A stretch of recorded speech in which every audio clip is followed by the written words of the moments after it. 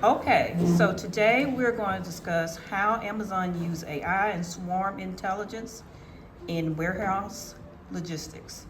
We know that Amazon warehouse operate with a highly automated system that integrates with swarm intelligence and AI powered robots to optimize logistics. And so AI powers like sorting and packing, swarm intelligence in the warehouse robots, where the robots communicate in real time and actually efficiently for like transportation, sort, packaging items without a central controller. So today we're going to discuss. I put the students in a uh, group, and we're going to share our findings of AI, well, actually, swarm intelligence application. And so, Well, today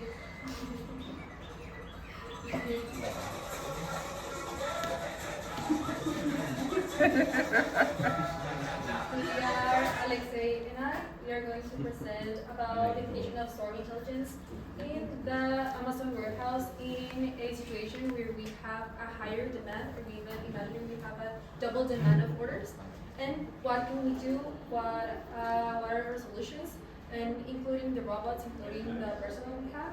And we know that swarm intelligence is a collaborative way of working, and nowadays it's more applied into, or seen mostly in robotics, and with the use of AI to identify barcodes, to identify certain products, in order for the worker to look or to find and reach certain items or products, in this case for the Amazon situation, more easily and be flexible, and also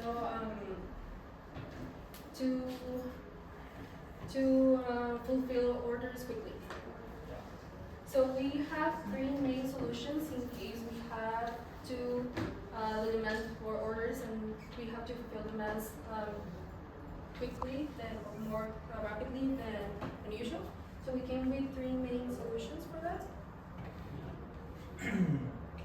so, so one of the you're going to present is how does swarm intelligence improve Amazon's logistic, right? How can we Yeah. improve in the case of peak demand Yeah. seasons? Yeah, these are some solutions for a big demand problem. The first one would be to focus on the zones with greater demand. During peak demand, certain zones experience more activity than others, causing delays. So robots could monitor real-time workload and redistribute themselves dynamically to high-demand areas. Um, the swarm-based AI decide on priorities, dynamically assigning faster robots to urgent orders, so the peak demand can be managed in a better way. We know that Amazon uses a randomly process to identify where their products are placed, but we also came with a solution that we're going to talk about, is why don't we assign, or first of all, why don't we identify the workers that have a faster piece of movement, and maybe assign them to specific workstations where we have a greater load, or greater the volume of the packages are bigger, so we know that they are going to be moving at a faster pace than other workers. And we can also distribute the workers and the orders in a strategic and dynamic way, in order to fulfill greater order demands, and even the smallest packages, just get them out as quickly as possible, and even prioritize, because sometimes Amazon charges greater shipping fees, so we can prioritize those orders in order to process them quicker. Also, we have adaptive routing and traffic flow, which is kind of what we already explained. It's robots coordinate their movements, and they can adjust speed and routes based on real-time traffic. As we know, the products are accommodated in different piles, and robots move them to allocate the product with a certain workstation. that a worker is, while the worker is processing an order. So, as we know that in these robots design their route based on QR codes, if I'm not wrong, on the floor, so they can identify and allocate where the working station is. And with this adaptive routing, the robots can automatically and design or think of routes so they can move faster. Just for example, we have 3 different orders that are going to be allocated in 3 different workstations because those 3 orders are from 3 different packages. So we can adjust that the packages are going to be processed one workstation next to the other. So the pile of where the products are located just moves systematically from one to another, and they don't have to go from one point, from one corner to the other. So it reduces the time even for seconds, but it can help have a dynamic movement within the warehouse. Yeah. So this way the robots can choose the fastest path. And of course, swarm intelligence can be applied to robots and other technologies we count with, but there's no way this can work without balancing between humans and robots. So the third solution would be load balancing between humans and robots. So AI-powered workload distribution dynamically can assign tasks between the robots and the human workers. Yeah, an example would be if a human picker is overwhelmed in a zone, robots can reroute tasks in order to assist by handling simpler picks or put robots in that area so the demand is managed. So yeah, it is important to know that Swarm can apply principally to robots and technologies, but humans must have the divisions aligned to those robots in order to this function. Also, this is kind of what we mean to allocate the package orders in a specific workstation areas, so the robots can can form the quickest path to get to that workstation, to the fastest worker, and fulfill the orders faster, and then we complain with the customers. And that's all. Great.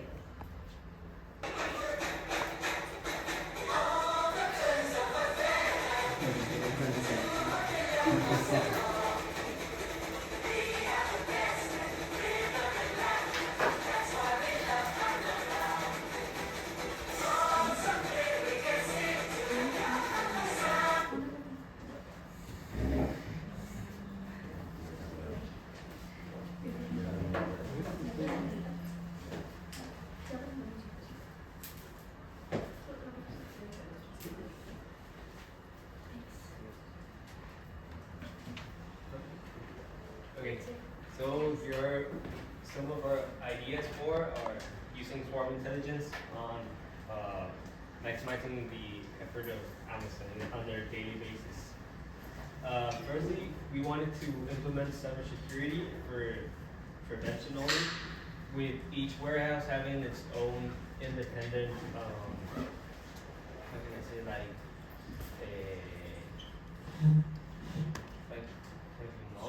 server, yeah, exactly. Like its own server, and using the swarm intelligence, we would like for them to be independent from other warehouses and other locations.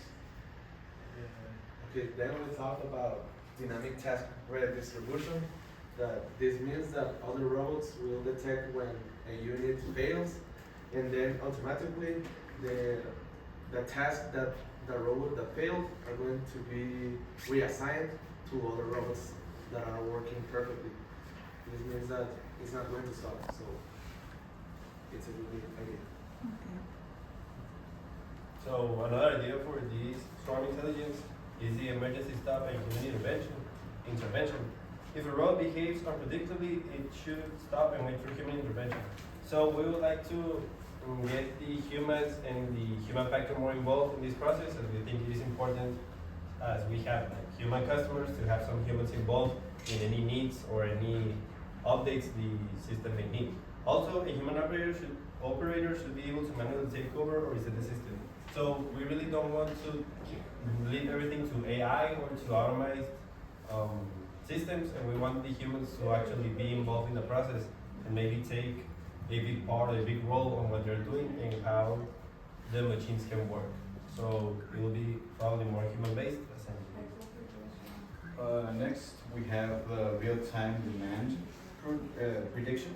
So this refers to a concept I talked about earlier. It's the AI actively having a role in how tasks are delivered. Let's say it's a holiday, you get all the gifts in before the 25th, or you get all the things that are decoration stuff before the, 20th, just so you get a couple days in before Christmas.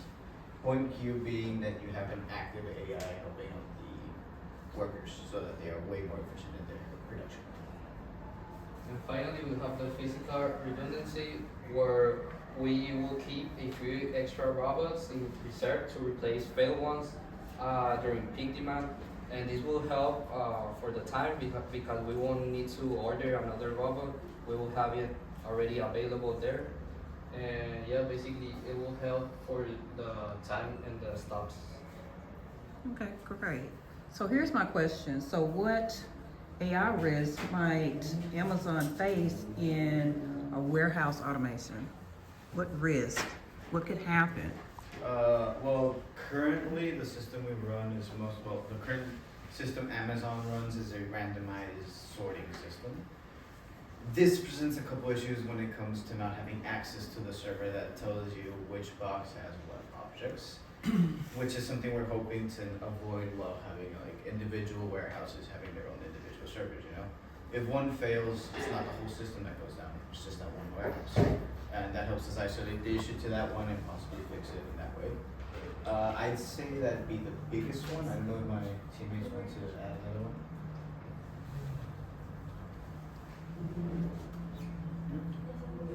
I think that's the main. Yeah. All right, good job.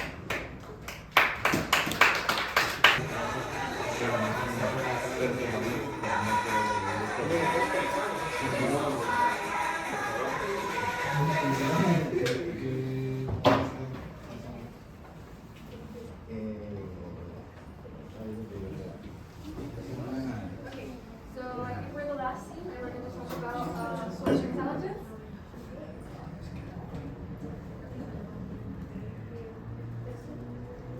Okay, so swarm intelligence in warehouses, this is a topic that we picked and we think that it was the right choice because warehouses are becoming more and more automated, but traditional systems really struggle with sudden demand spikes and unexpected disruptions. And we think that swarm intelligence would help robots make decentralized decisions by improving efficiency, resilience, and speed. This is what our presentation explores. It talks about how swarm intelligence could enhance these warehouse operations. So why should we use swarm intelligence in warehousing? We think that swarm intelligence is a decentralized way of solving problems inspired by nature instead of actually relying on a central system. Robots interact locally, leading to emergent, optimized behaviors at scale. Why is this useful in warehouses? Well, this is because it adapts to changing demand in real time. It ensures resilience, and even if some robots fail. It also reduces the need for human intervention by making operations more autonomous. The proposed swarm solutions are local sensing, which means that the robots can detect their surroundings and also to signal areas that need attention. Also, we have the pathfinding, which they choose their paths in real time and they avoid traffic and also possible collisions.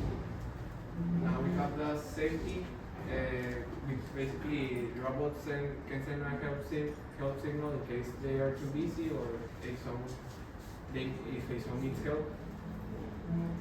Finally, we have the dynamic pathfinding, which basically is that robots stay out of the pathways of humans, and they can be stopped instantly by manual emergency buttons. Okay, Great. So here's my question, to you. To your group, how can Amazon scale swarm intelligence to meet future demands, which you did present, but is there other ways, I mean, they can actually meet the demand? I see that one of the biggest issues that Amazon has currently with their warehouses is that they have Amazon Prime and it's next day delivery.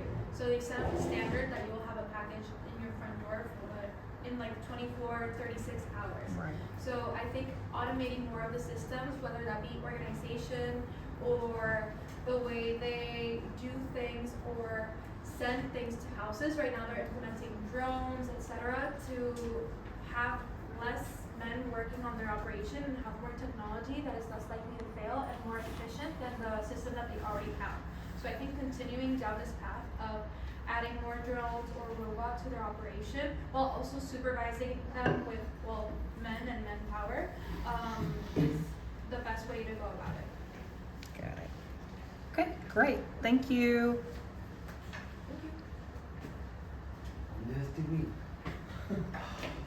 Go. Okay, so the swarm intelligence in a warehouse simulation, we took those two challenges, are very common challenges in a warehouse, holiday peak demand, shipping delays, or broken A robots.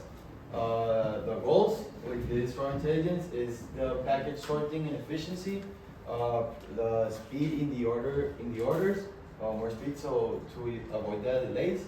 Also the AI robot coordination to prevent all the broken A robots that are like extra cost to the company, and also minimum human intervention.